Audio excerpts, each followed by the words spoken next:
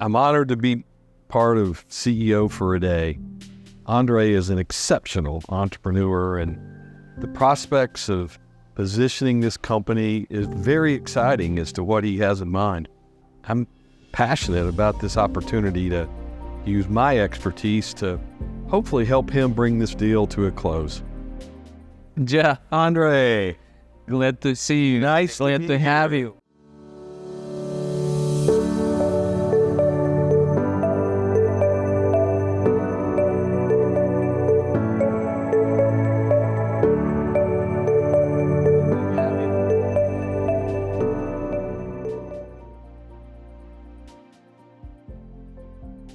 Hi everyone, I'm super excited today because we have such a privilege to interview Jeff Tennyson, a former CEO of Lima One Capital. Jeff has done over $8 billion in real estate loans for hard money loans, and today I'm truly honored to have him as a CEO for a day. I'm going to be in hot seat, and I'm looking forward to get all the great advice from Mr. Tennyson. Jeff, it's my pleasure to have you. I so much appreciate the opportunity, and I appreciate that you took the time to came in, and I need the real advice. There is old saying, it takes a village to raise a kid, and it takes a lot of advisors to raise a business. So right now we're at the point where we kind of stuck in the ceiling. We've been a $100 million company for 4 years, like when we had COVID, and we had interest rate corrections, and we, instead of growing, we decided to consolidate, optimize, lean it out, and invest in our people, technology. And right now, I think will be the right time to grow and raise additional capital. Our business is very capital intensive. It takes about $50-60 million to run one location, and our aspiration is to grow from one location to 10-15 locations within 4 years. So what we need to do, we need to find a partner, someone with deeper pockets, higher risk tolerance, and now it's November. We're planning to go on the market in February, and we need real advice, what we can do, how can we position the company to have a higher valuation, and how to find the right partner.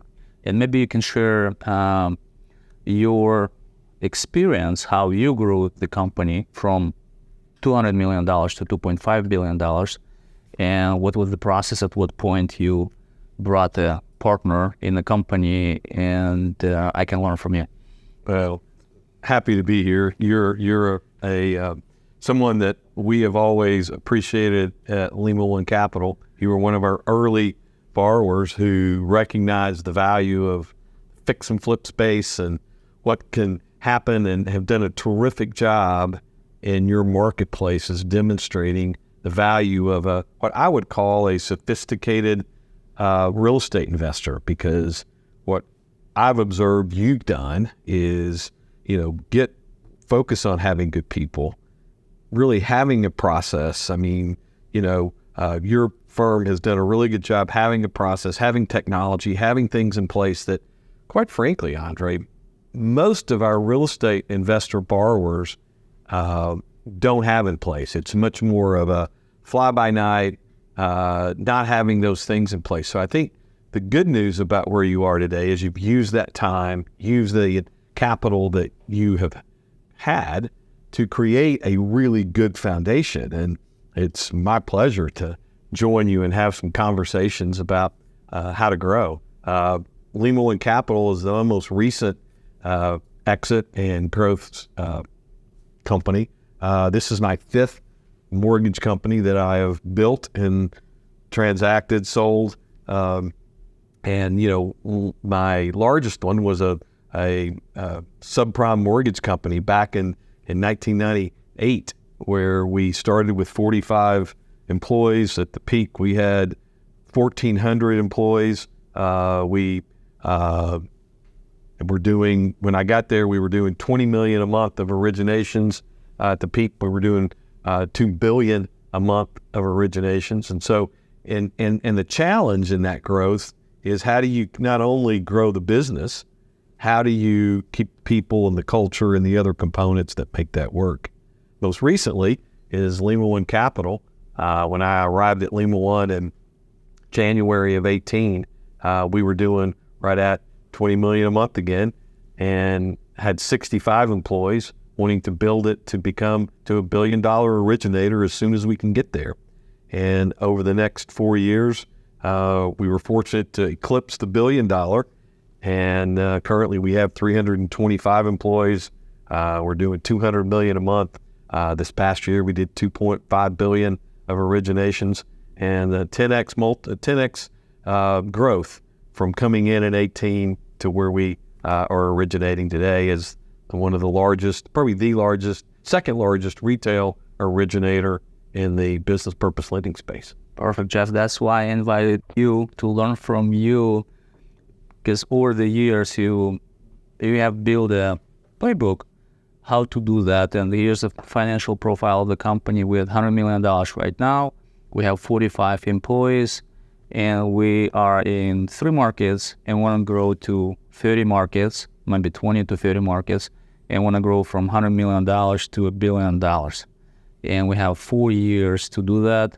I think the timing will be right, interest rates will go down, and the real estate will help us to expand the prices.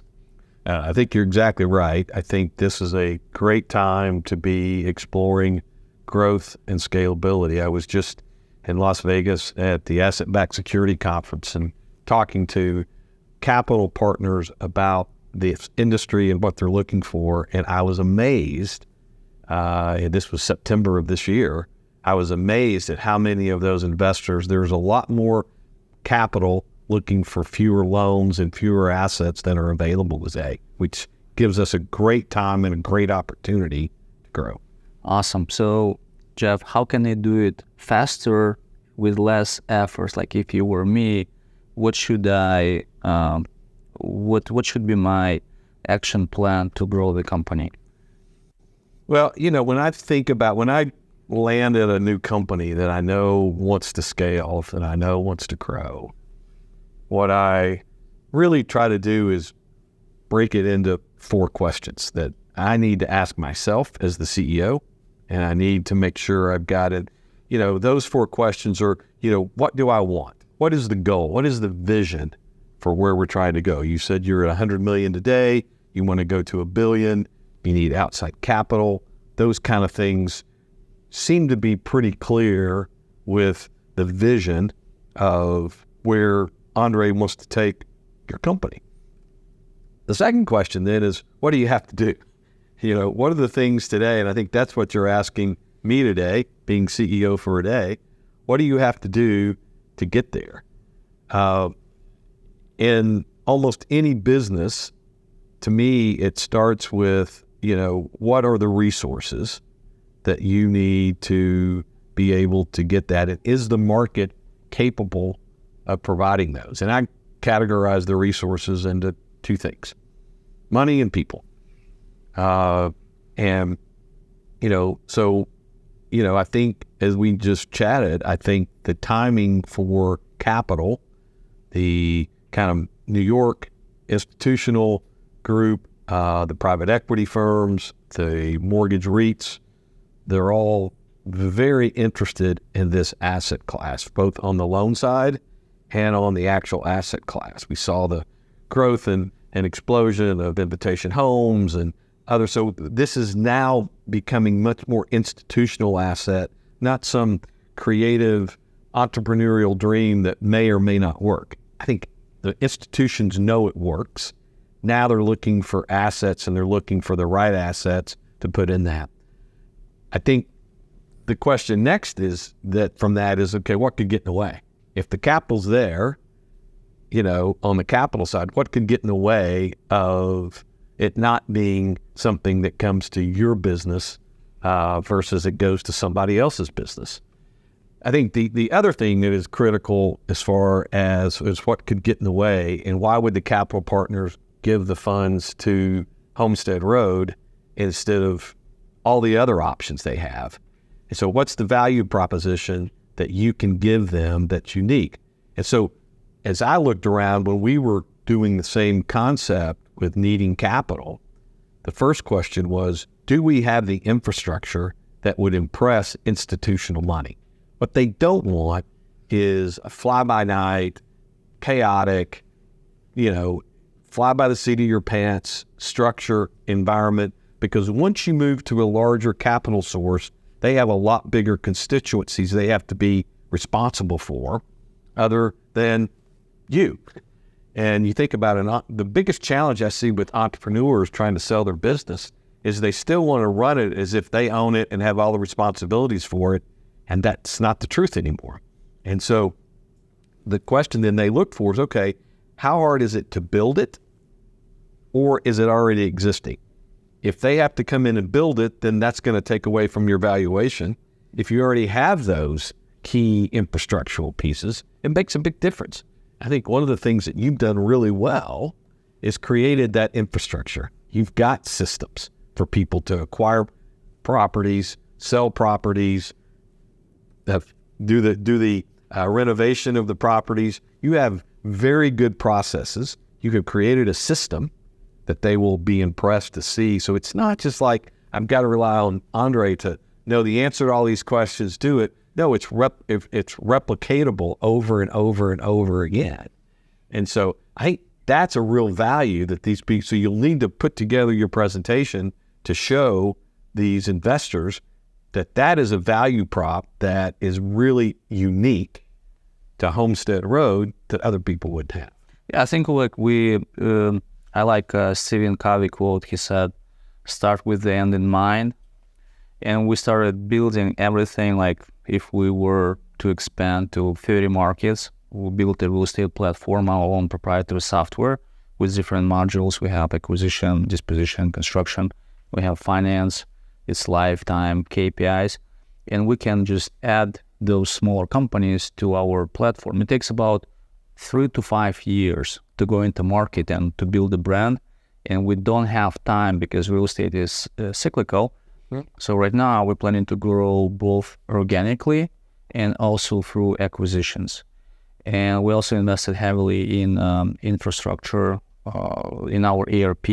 We haven't had any like paper invoices like for 5 years or so. Everything is electronically.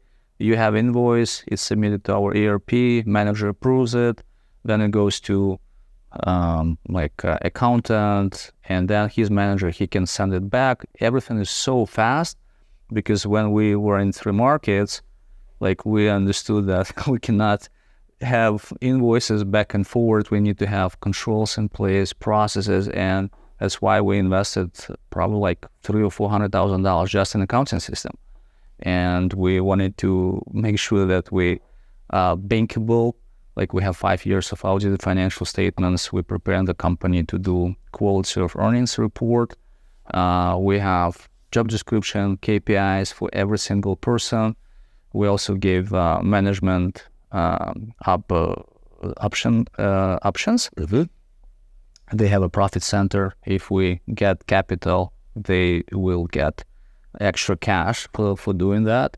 And we heavily invested into people, infrastructure, compensation. We hired a lot of consultants who help us to structure base compensation, performance-based KPI, short-term, long-term, which is vested over 4 years. So it took a lot of resources. And now we're ready. We believe that there are a lot of fix and flip operators in the industry who still run their business on using the yellow pad or like maybe one CRM that only like marketing CRM, and their business is not sellable.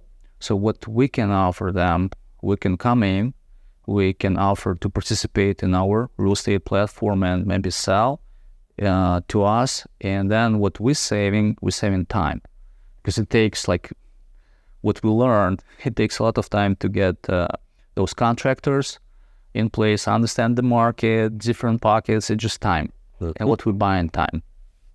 If they not ready to sell yet, we can give them a license, or we can turn them into franchise if they want, we give them our infrastructure for a small fee, and then we have a footprint in a new market and understanding the market with the offer to sell to us anytime if they want to join.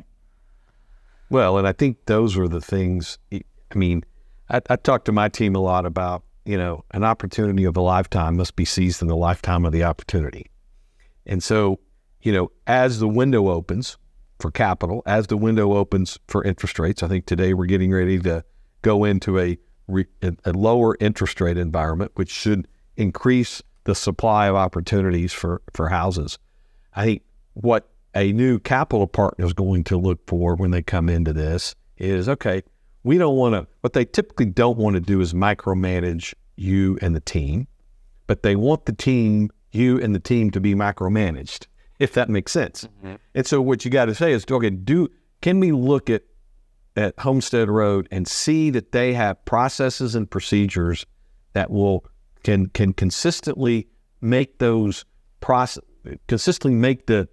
ultimate asset decisions time and time again in a very replicable fashion. If it's, like I say, if we're dependent on one or two people or one or two things going right every time, they're going to walk away and go find someone who does. And I think, speaking from an originator perspective who was closing 700 loans a month from all different fix and flip real estate investors, absolutely. That you do not see that very often, that they have audited financial statements. You do not see very often that they've invested their time, energy, and efforts in technology and systems and things to go. So you really have an upper hand that will be very attractive, because they worry more with anything that's not creating for a Wall Street firm $100 million a year in earnings. Mm-hmm. Has a higher risk, in their opinion, of having mistakes that will harm them than returns that will help them. Does that make sense? Mm-hmm.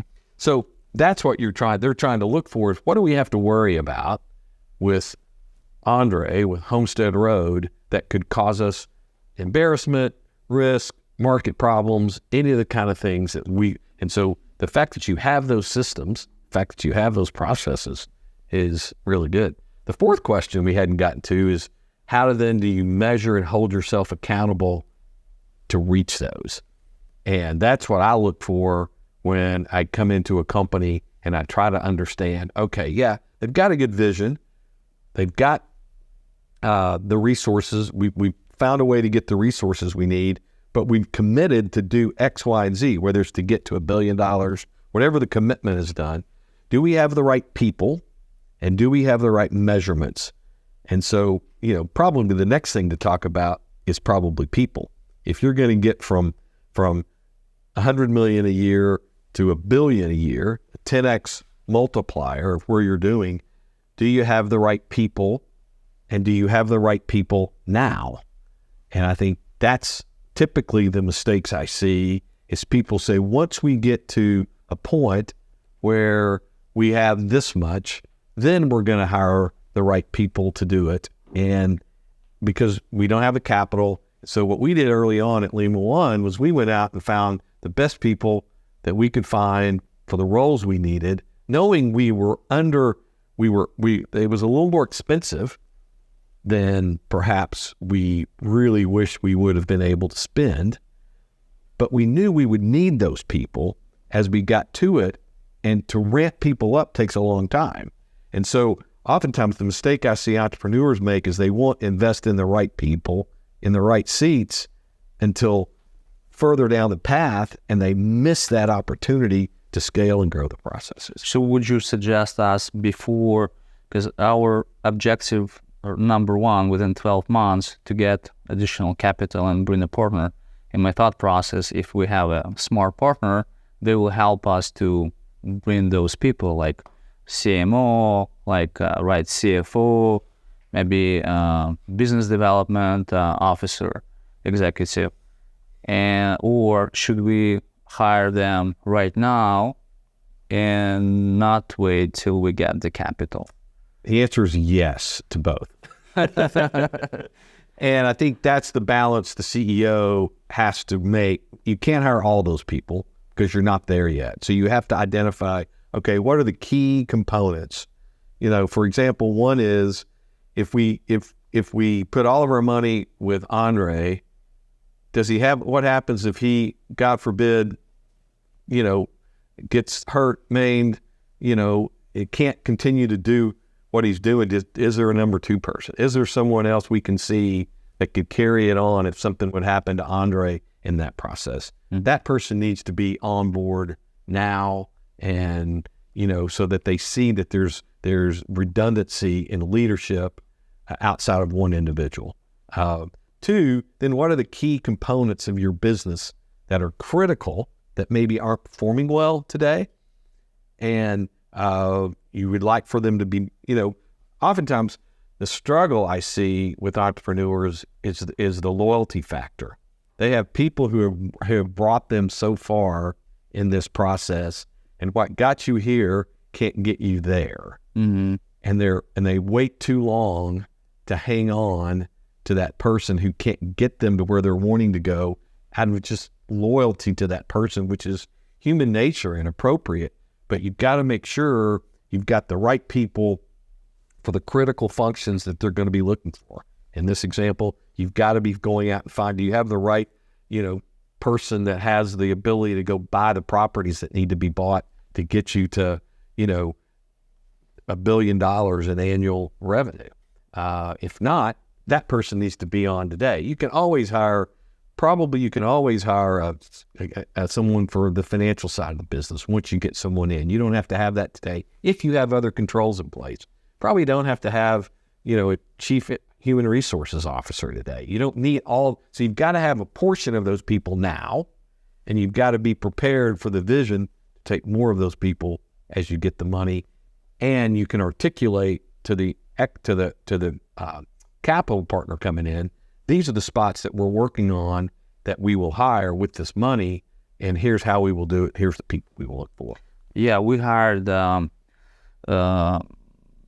chief construction officer from Lima, then a chief marketing officer from Anderson Windows, which is $3 billion company. Good. And then capital market director from Citibank, and we got so much overhead. And when the market slowed down, we could just not carry those overheads. My estimation was, when we go to 5 markets, we can easily support them. That's right. We simply were undercapitalized.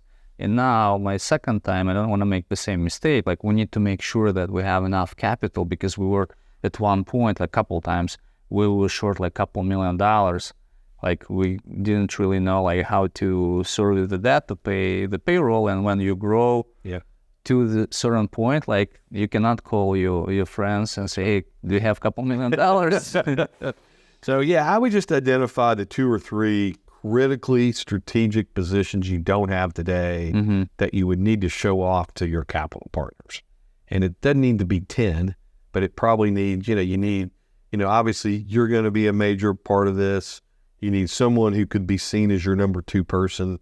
And then there's probably 1 or 2 other key roles that they need to see, all right, this company can run well with Andrey, his team, and the people that go with that. Yeah, so the company right now, it can run without me or without my partner.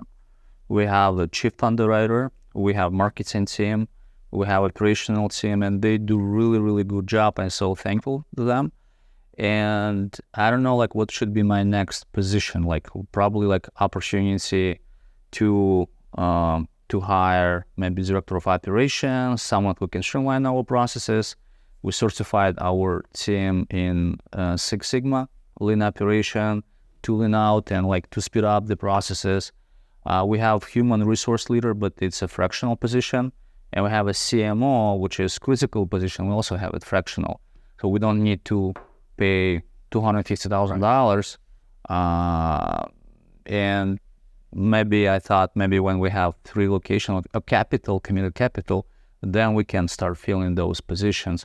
Because running the business for 17 years, ups and downs, and when you don't have lean overhead and don't have enough capital, that's very, very dangerous. Yeah, I would encourage you to think through almost going through an exercise with your executive team on what is the organization of the future. Almost put an org chart together with what does this look like today, and then with different color boxes or however you do it, what do we think we need? Your huge outrageous target in 4 years of $1 billion, what should that look like? And then you start thinking very tangibly about, okay, which one of those do we really need now? No, we don't need that. We can do that. Fractionally, it's a great idea. In fact, where I found my chief marketing officer was a fractional CMO for me because we couldn't support a full-time CMO. But by interacting with the fractional CMO, who we liked a lot, knew our company, then it was a very easy recruit to bring that individual to become the full-time chief marketing officer. And it's a great way to do that. So those were things, but I would think about what does the organization of the future look like? Back it up to today and make sure you know the people that you're putting in the boxes as you grow and build. The third piece then is your measurement system. And how are you, because, what always frustrated me about whether you call it offsites or strategy sessions or whatever it was, you'd have a whiteboard that would have all these ideas, and then everybody would go and do their day jobs and didn't have time to think anymore until you got back to the next time you did a strategy session and you hadn't looked at anything. We use a system at Lima Capital called OKRs. There's a book called Measure What Matters by a guy named John Doerr. There's, Gino Wickman has Traction, which is the EOS system. There's several different systems. The system's irrelevant. What you're comfortable with, what works for you. But you've got to have some kind of standardized process across your organization that has initiatives and key results. And then you need to measure it on a quarterly basis, not an annual basis. Annual basis is too long. Quarterly may be too long for certain things, but you've got to then look at that on a key rhythm in such a way. And so we had a system, we call it a Big Five. So every year we would do our annual offsite, and we would whiteboard all the different initiatives that we felt to get us to our huge outrageous target we were trying to get to for the next year. And those were anywhere from 40 to 70 different initiatives that people came up with that we could work on. Well, we can't deal with 50 to 70 initiatives. So we said, okay, let's vote. And we'll vote and we'll come up with 5. And so we converted 50 to 70 initiatives to the Big 5. And we had 5 big things we had to do to get to our huge outrageous targets at the end of the year. And so then you say, okay, what do you do with the other 45 items that you didn't get to? We converted those to OKRs and delegated them to 6, 7, 8 people. And you take, 40 things, delegate it to 8 people. You're looking at 5.5 different things you have to work on. And we were consistently getting through 40 to 50 initiatives on top of everybody's day job a quarter. And it was just a matter of a system to hold people accountable. Show green, yellow, red, how you doing?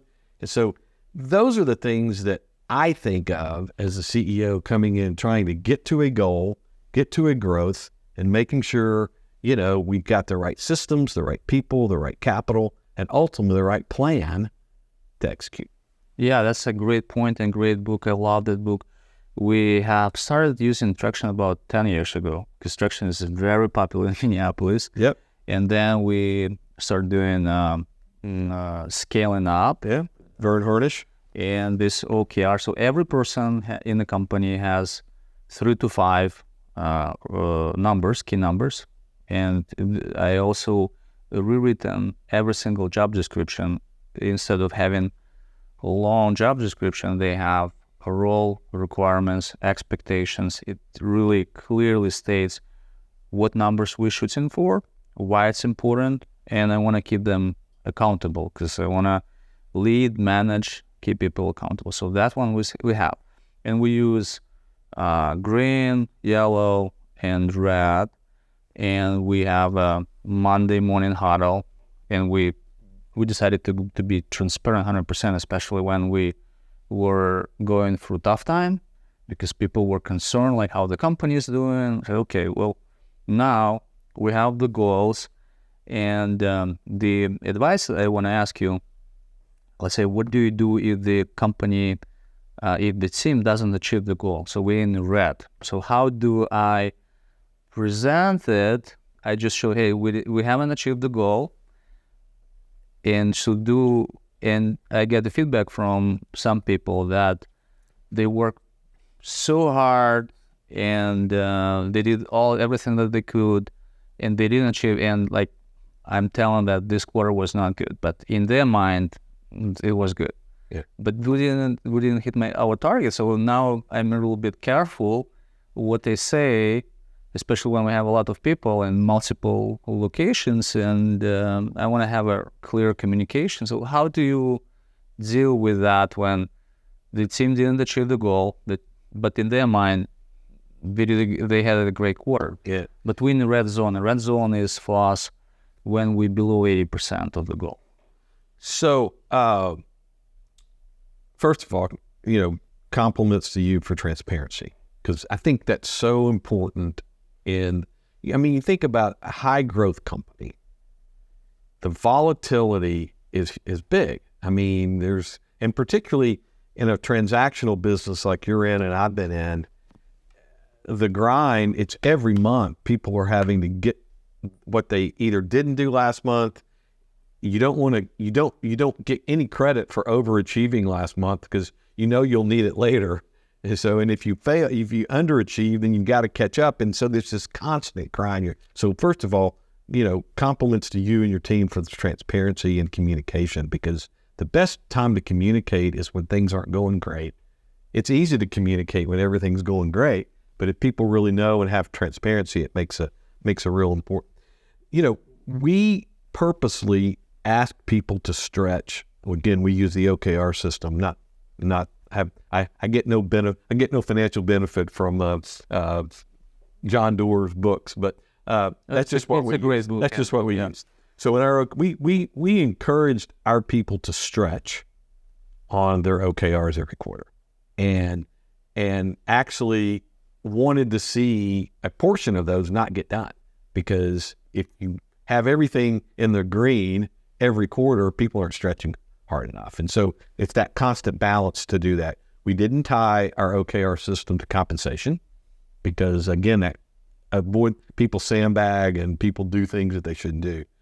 So how did we look at that? The best way to do that is have an ongoing rhythm and cadence of weekly, at least monthly, if not weekly review of your OKRs. How are you doing on these OKRs? And so every week, my direct reports would have to come to me, and they would bring we had a template that we used that their OKRs were graded red, yellow, green. And we would not spend time on anything that was on track to be done by the end of the quarter. We wouldn't spend a whole lot of time on anything that was yellow and on track, but there may be a few things. All we really spent time on was reds. And what do we need to do? Do we need to change? I mean, what are the things to keep those on track? And it's the cadence itself that, to me, created the discipline to know when people, and what you couldn't do then is get to the quarter and tell me everything was green and yellow, or green and it's red, but at the end of the quarter, that's a problem. And that gave me the authority, so to speak, to appropriately discipline, whether it impacted whatever it would impact. But they weren't telling the truth along the way. You don't wait till the end of the quarter and see how they did. You're constantly in a cadence with them on how to deal with it. Yeah, we do the same thing. And if it's in red, like, I ask people to report, like, what is the root cause of the problem? Yep. And what contributed, and what's your solution to solve it. But sometimes, like, it's not their fault. Like, okay, like, people stop buying homes, like, for a week. We projected that we're going to sell so many homes, and market didn't support our projection. And so my challenge is how to communicate when they're in red. And we have every quarter we show, every Monday, we have a Monday huddle. It's 10 minutes. Yep. It just quickly, we have a KPIs, we're on track, highlights, wins, challenges for the week, so people know what's happening. And if it's in red, and like last quarter I said, like, well, we didn't achieve we in red here, we in red here, we in yellow here, and there is no green. And people saw that as a pessimistic approach, but I want to be also realistic, and I need to keep people accountable. But everyone likes when things are good, but like, how do you keep them accountable? I mean, to me, it boils down to controllable and non-controllable. I mean, people shouldn't be held accountable for truly non-controllable things. But my opinion is there is something controllable within your sphere of influence of everything that's non-controllable. So in that example, okay, there weren't enough houses in the quarter, so we missed our goals. Okay, did we double our activity on how many calls we made? And so what are the controllable things that you can impact that will potentially affect this non-controllable item? You can't just throw up your hands and say, well, we just didn't do it this month. Did you leave everything on the field? I love the sports analogy. When you had a great game and you lost, but you left everything on the field, we did everything right. To me, it's hard to be critical of the team and critical of the process, but did we truly leave everything on the field? And if we did, we had a year where we missed our budget, but 2020 is a great example. 2020 was the perfect example of a year that we had non-controllable events in our path. I mean, we did $1.1 billion of originations in 2019, and we're going to try to hit $2 billion in 2020. And we halfway through the year, everything shuts down. Well, it was important to me that everybody got 100% of their bonus in 2020. And he's like, well, we didn't hit our goals.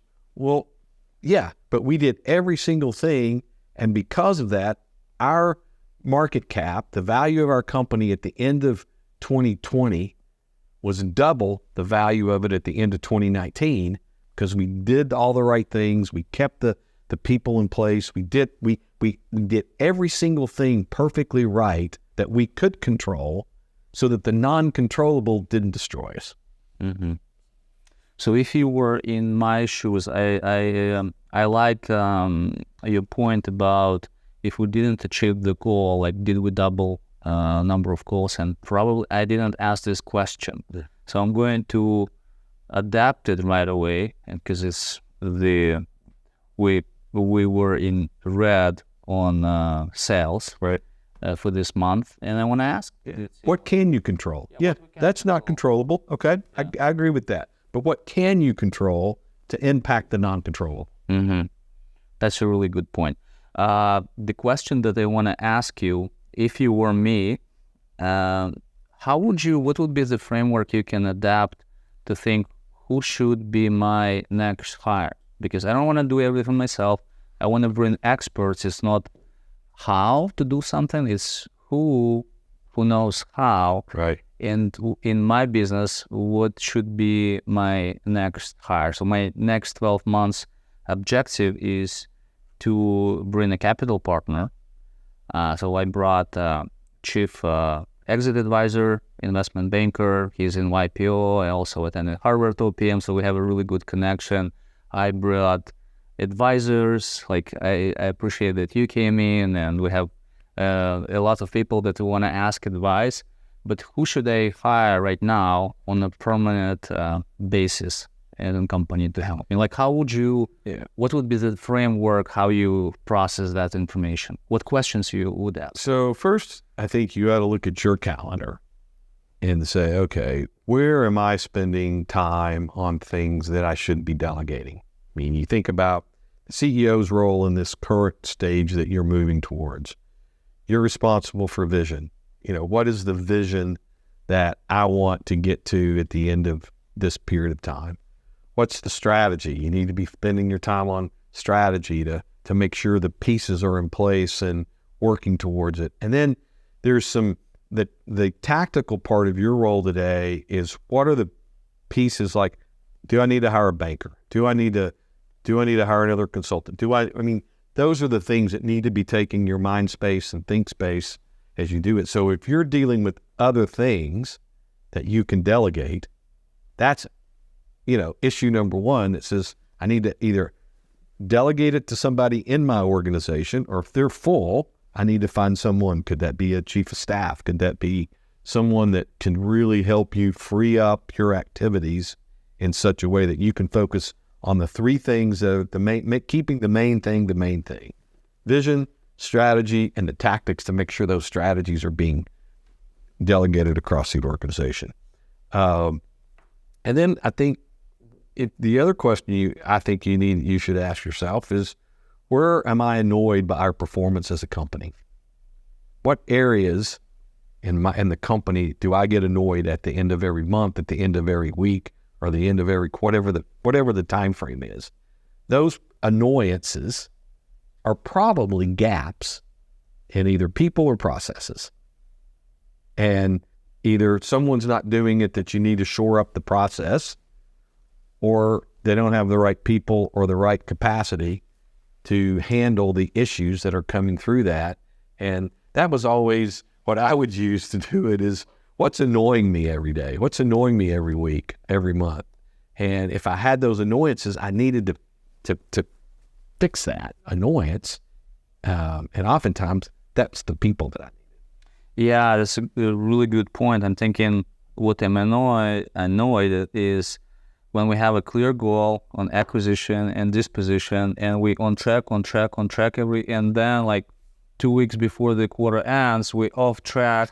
And I don't ask that question, like, hey, did we make a lot of calls? What did we do to make it happen? And I think that's start with me. I should keep myself accountable, to keep people accountable, asking the same questions, and so everyone is clear. Well, it also gets to measurement. Are you measuring what you're doing with leading edge measurements or lagging measurements? So, I mean, we have the same kind of process in the mortgage origination business. You've got all these applications that you need to convert to approvals, and those approvals need to get closed, and those closings have all these issues that pop up along the way. And so that it always frustrated me that exactly what you just said is we'd get all the way up to the last week, and in the mortgage, and well, you probably got the same thing. Most of these things are trying to close the last week of the month, and so you got this bottleneck if you're not careful in the last week of the month. And they used to say, "Oh, just round a month this week, boss," or "round a month this month, boss." And I always hated that. Well, we implemented some leading edge. Okay, by the first week of the month, we should have this much of our total closed, or we're going to be off track. And so by the middle of the month, I had a pretty good idea, unless something really went wrong, versus the promise. There was true leading indicators of what this would look like if it stayed on this current path. Mm-hmm. But another question. I read that you were chosen as a CEO of the year. And tell me, what have you done? What can I do to become a better leader, better CEO, inspire people? What have you done to be chosen best CEO of the year? Yeah, so thank you. That was kind of you to mention that. That was the National Private Lenders Association named me the last year's CEO of the year. And I think it was identified by really two things, and there's some subpoints underneath that. One is being actively involved in doing more than just your own industry. And so the fact that was a trade association, I'm also the chairman this year of the National Private Lenders Association. So the fact that I was taking my time and energy to devote to something that maybe is not as tangibly valuable to my shareholders as it is the entire industry. But I believe by giving some things away, you get so much more for your company, for your career, for your relationships, and so many other components. And so don't be afraid as a CEO to give some of your time to worthy causes, to whether it's philanthropy or trade associations or other things, because in the NPLA situation, what was so important to me, I'll go back to a little bit of PTSD I had from the subprime mortgage space, in that we built this top 5 mortgage origination company in the U.S., and it imploded. The whole industry imploded because the industry did not do a good job of building professionalism and best practices and ethics and other components. And the private lending industry that I'd been a part of came out of the hard money lending, which doesn't have a good reputation. And so I really, really felt strongly that as an industry, we needed to have disciplines and controls and the stuff we just talked about. And so I gave a lot of that away. So I think one is giving back to an industry to make it better. And then secondly, creating a company that people enjoy working for, people are proud of. It's a great place to work. It's the environment they work in. It's the culture they see. It's giving them events and activities and things that celebrate the victories when they come along. And I think by doing that, particularly in the risk decision business that you and I run, happy people make much better decisions, risk decisions, than unhappy people. And so it's very valuable for you to do that. And I think if you give yourself to an industry and a company in a way that you create something that you're really proud of and they're really proud of, the awards and the recognition kind of follow. Mm-hmm. And another question, what's your process for hiring stars? Because like you're only good as a people. So what's the process? How do you, first of all, like, do you use recruiters to find those people? And what's your process for the interview? And what's your playbook to hire the best? Well, first of all, as a CEO, you have to always be recruiting, even for positions you don't even need today. And how can they do that? Like, give me an example. Particularly at conferences. When I was just in Austin, Texas last week at the NPLA conference, I'm not even leading a company today. I'm retired. I don't know what that means, but I'm constantly. I had meetings throughout the whole 2 days with people I wanted to build more relationships with, people that I wanted to get to know better, that I think are impressive, that are involved in our industry. And I can do that because I've got an avenue to get people and they'll. But so if you're looking in your low, you should be. I was going to lunch with somebody that I wanted to get to know in Greenville, South Carolina, every week, and it could be a salesperson for a bank. It could be, just building relationships. Either for what you need but you're always recruiting, always trying to think, okay, what's annoying me? What could I have to replace? Do I have a succession plan for all the key people in my organization? If the answer there is no, don't rely on that leader to be creating that succession plan. You need to have a network. So that's one, always be recruiting. Two, absolutely for key positions. I would typically, key executive positions, I'm almost always going to use a recruiter if I don't have someone in my Rolodex that I can call on. I'd start there. I'd start with someone I had a relationship with, but then I would also probably even maybe simultaneously, depending how urgent the recruit is get with a recruiter. Then I needed a good infrastructure internally to capture a process. So we would always run some type of a personality test on every candidate that would come in, particularly if they got senior in the organization. Do they fit with our values? Do they fit with our mission? Do they fit the profile? We have very clear job description. And so do they fit the profile of the job description we're trying to do? I've also had a coach for 20 years. And it's shocking to me. What kind of coach? It's a CEO coach. Oh, really? Yeah. Okay. So it was it was a person that was just, think about it's shocking to me, if you think of any professional athlete in the world, how many of them do not have a coach? No. Zero. So why is it that CEOs who should be at the pinnacle of their profession, why do we think we don't need anybody around us to hold us accountable, challenge us, kick us in the butt when we don't do the thing, all the things that a coach should be doing for these people? And I've been a coach for 20 years. And so typically, if I'm going to be hiring someone, I'm going to put the personality by my coach. I use a group called CEO Coaching International the last 6 years. My coach, Sheldon Harris, talked to him today. He and I are still really close. And it's just a great way to bounce ideas off of, and that was something that we would do. We run a personality profile. Does this person fit? A lot of times, even someone internally or Sheldon would say, Jeff, this person doesn't fit. What are you doing? It's like, oh, yeah, you're right. It was easy. And, we kind of fall into some laziness at times if we're not careful. And to have someone there that's holding us accountable, making us do it, and then have a good internal process for the interview. Typically, depends on the level, but any manager or above, I would always interview them. Oftentimes it was 30 minutes or whatever, but I would always interview that person face to face. Sometimes I do it virtually now that you can do it without bringing them in, but I wanted to make sure they fit our culture, fit what we were trying to do.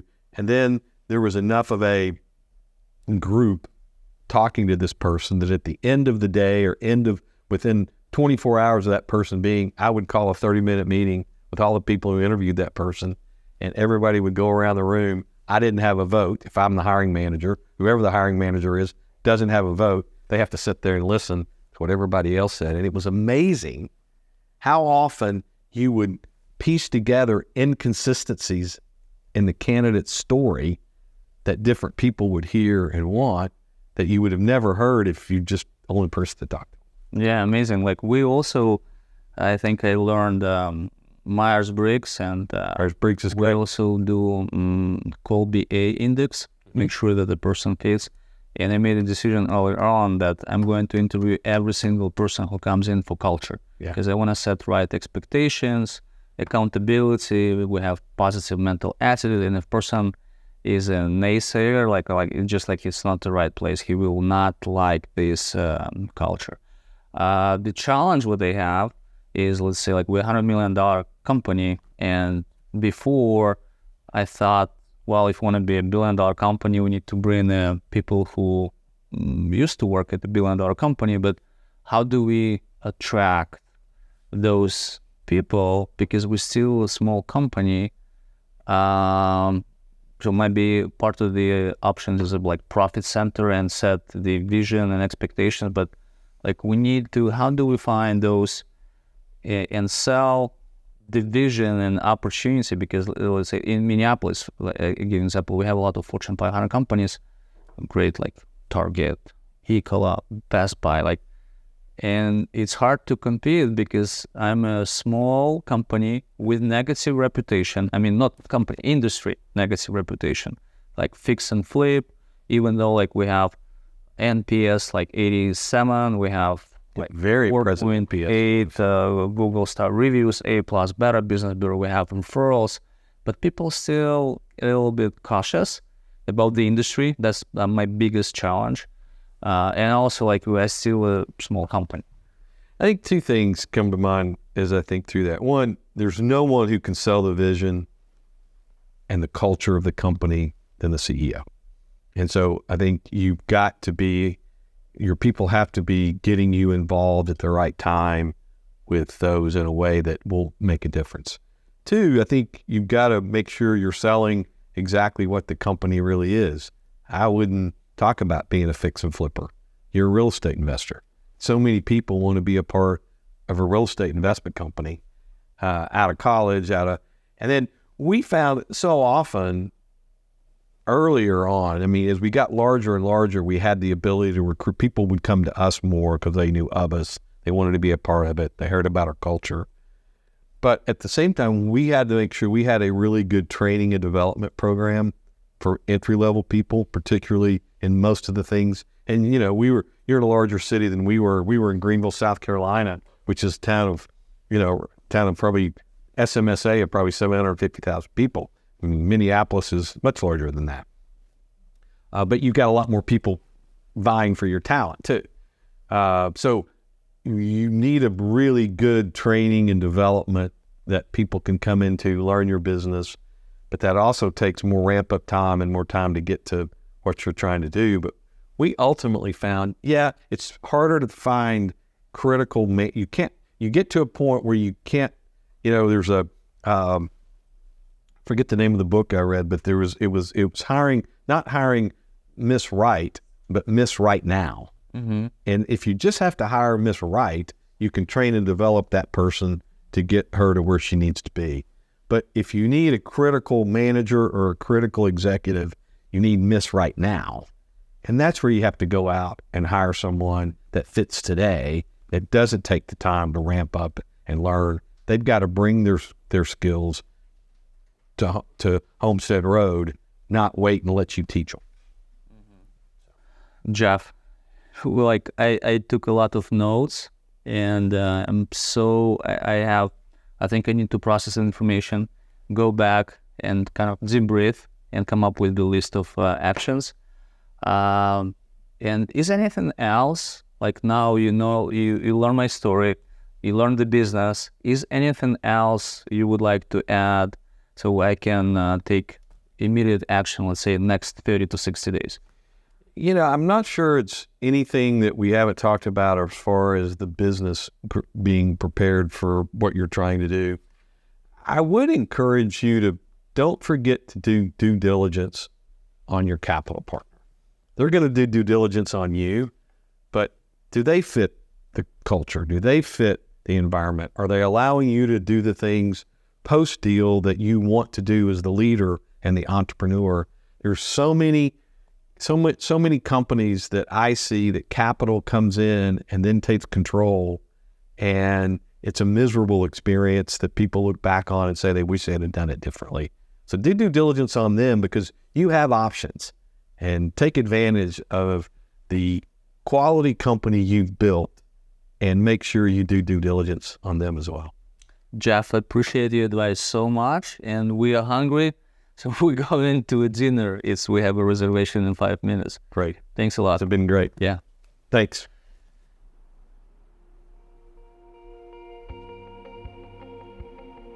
I just had amazing session with Jeff Tennyson, the former CEO of Lima One. Lima One, under his leadership, they have originated over $7 billion of real estate loans for real estate investors. And here are my 5 biggest takeaways. I learned from him so much. Here's my 5 top takeaways. Number 1, if you want to grow your organization, you need to make sure that you have a right people. And the question that you need to ask yourself, do you have right people in place? And do you have right people right now? Think who you need to hire. I hear this all the time. You have to start with the end in mind and act as if build an infrastructure that will help you to execute your vision. Number 2, you need to attract rock star. How can you attract rock stars? This is the biggest challenge for a lot of smaller organizations, like a medium-sized business. Our business is a $100 million business, but how do we attract the best people, best rock stars? So to do that, as a CEO, it's my job to sell the vision, culture, and our core values. Number 3, if you don't get the results, you have to identify what are the key components of the business that aren't performing well. And also you need to have a system, keep people accountable. And when you don't get the results, so you need to decide for yourself and answer a question. Was it a controllable event or was it non-controllable event? And if it was controllable event and you didn't meet the goals, did you at least double the results? A specific example will be, let's say we didn't sign a number of targeted purchase agreements. The question, is it controllable? Yes, it is. And did we do everything what we could do? Probably not, because we could have made more phone calls, we could have doubled down on leads and improve this number. So it's very, very important to keep people accountable and have a system in place. Number 4, always be hiring. As a CEO, my job is to promote the company, promote the culture. And the reason why he was going to the different conferences is because he wanted to build a relationship with people who can potentially join the company. So it's very, very important to show up, to be involved in various trade organizations. And number 5, what I learned from him, and I'm going to take action on it, is you always need to find a coach, executive coach. There is an organization, CEO, International Coaching, and Jeff said that he's going to make introduction, and I'm looking forward to meet with his coach that he has for 26 years. And I think it's very, very important for any executive to get feedback, honest and brutal feedback. You need to understand your strength. You also need to understand your weaknesses and figure out the way how you can work on your weaknesses, hire a coach, and also like double down on your unique ability, something that no one but you can do that. That is it for today. Stay tuned for a new show.